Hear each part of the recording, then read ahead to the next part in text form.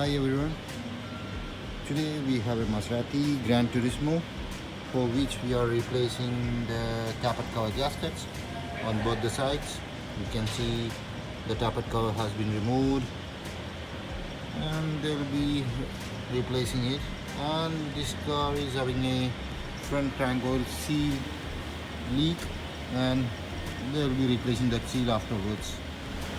You can now see the oil leakage mark. This is the oil leak from the front crank seal. We have to remove this pulley and then we have to replace the crank seal. Now you can see our boys has removed the air filter housing. You can see the front crankshaft and we are going to move this pulley and replace the crank seal. The front crank oil seal is replaced and everything is fixed back to the normal. We have done a test drive on finalizing the jobs.